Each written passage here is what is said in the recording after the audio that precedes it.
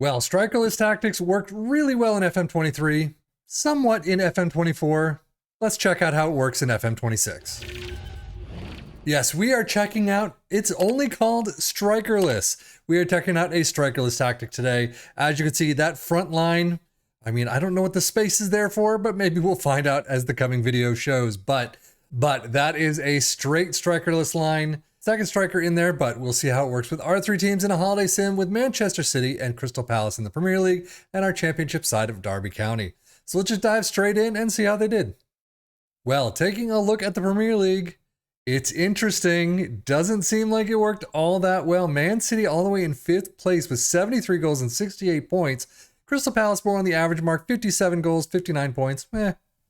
Well, taking a look at Manchester City's fixture schedule, you can see they lose out immediately to Mansfield in penalties in the EFL Cup. Now, they get down in the FA Cup all the way to the quarterfinals, losing out to Liverpool 3-1. And the Champions League round of 16 against Arsenal is where they drop out. So yeah, definitely not the greatest of seasons. No question about that.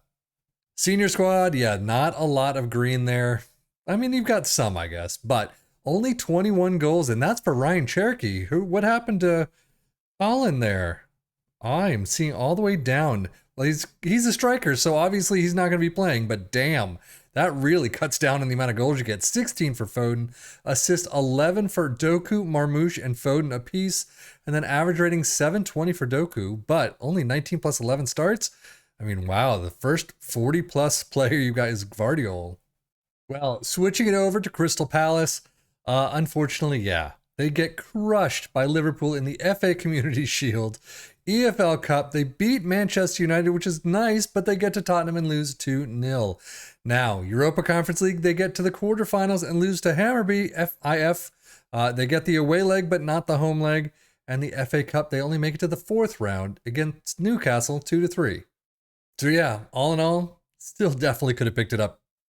Senior squad, they've got some green, which is nice to see. You have 22 goals for Pino Kamada with 19, assists 21 for Pino, Nketiah with 14, and then average rating with 49 appearances. See, that's how you do it. Pino gets a 716. Data Hub for Manchester City, performing much better than average across the board. Their defensive pieces aren't too bad. 11 clean sheets, 78% tackling. Not bad. 1.2 conceded. But look at the attacking side. 17 shots per game, 1.8 non-penalty XG, 1.9 goals per game. Not bad at all. And Crystal Palace, only 7 clean sheets, but they're still performing better than average across the board, except for the general performing to an average level. Funny enough how that works. But 90% passing, 1.5 non-penalty XG, 1.5 goals per game. You could definitely build upon that. Now, taking a look at the Premier League stats. Unfortunately, neither team are here in the team stats. Jeremy Doku does get the 7.3 highest average rating. However, he only had 17 plus 7 appearances, so 7 off the bench. Very interesting. Most assists, 17 by Pino. And there you go.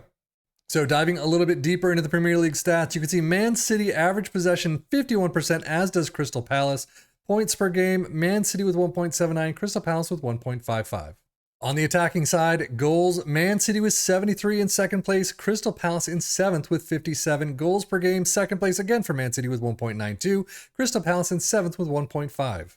Shots wise, Man City with 659 total, Crystal Palace all the way down in 11th with 484. On target, Man City with 290, Crystal Palace doing a little bit better with 244. And then shots per game, Man City with 17.34, Crystal Palace all the way down with 12.74. But now when we come to the defensive pieces, which seem to be the problematic area, Man City with a goals allowed in 6th with 46, Crystal Palace tying with 17th, 64. Ouch. If we get to shutouts, they're not doing as well either, but Man City in 6th with 11, and then Crystal Palace in 17th with 7.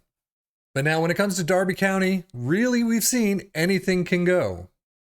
And sadly, Derby County is not going up to the Premier League next season with 14th place, 69 goals, 61 points. Yeah, they really needed to have brought it up. This is definitely more on the average mark than you'd kind of like. Derby County's fixtures, they do get through the second round of the EFL Cup, making it to the third, losing out against Wolves 2-2 in penalties. And then the FA Cup, you lose out to Swansea 0-2 in the 4th round. Squad-wise, you do have a couple in the green, which is kind of what we saw with Ipswich Town last season. But goals, 12 for Bobby Clark, Jackson with 11, assists, 12 for Clark, Johnston with 8, and then average rating, Johnston actually pips Bobby Clark all the way down with 689, but 722 for Johnston.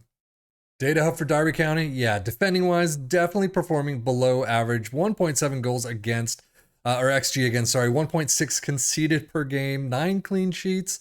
Attacking-wise is kind of where you have it with this tactic, performing better than average.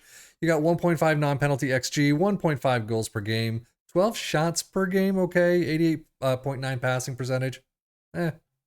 But let's just get into the tactic itself. As you can see, it is a straight strikerless tactic. You start out with a goalkeeper, and I'm going to try and go through this a little faster than I have been in the past.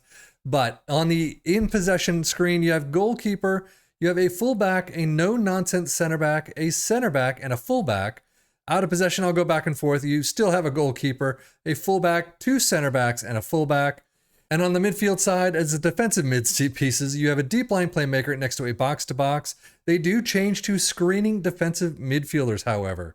You have a winger, a second striker, an attacking midfielder, and an inside forward, changing to wide midfielders on both the left and the right, a attacking midfielder, and a central outlet attacking midfielder in the out of possession phase. Now, I will go through the individual pieces as is, but in possession, the goalkeeper, you can see the stats here or the instructions there, and then out of possession, the fullbacks on the left and the right in possession and out of possession, and I will go through them both on the left and the right. Then you have the center backs, the no-nonsense center back, in possession, out of possession. Again, don't worry about this wide covering central midfielder out of possession screen. You do want the instructions. They are the same on both. The deep line playmaker in possession versus out of possession. It does look like they are all using fairly standard instructions, so nothing seems to be changed really. And then we get to the winger on the left, in possession and out of possession. The second striker in possession and out of possession. The attacking midfielder in possession and out of possession. And then finally, the inside forward in possession and out of possession. Again, pause where you want to see them.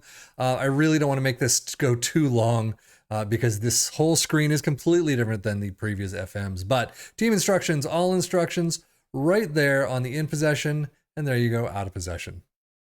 So overall, how did it work for our 3 teams? Well, unfortunately, Crystal Palace and Derby County definitely getting the average marks, I'm going to have to say. And even Manchester City with their attacking prowess, they still didn't come in very well in the Premier League table.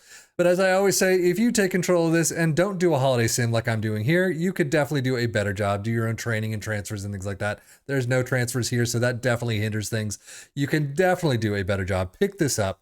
Pick Derby County from 14th to something a lot better. But it's still going to be pretty hard with a strikerless tactic in FM26, it looks like, to really get up into the Premier League for Derby County, get up into the table for Crystal Palace. If you've tried it, let us know and how it worked for you. But here wasn't the greatest, unfortunately. But that's it for me, Savvy FM, for the Football Manager blog channel, saying thank you as always for watching. Take care and enjoy.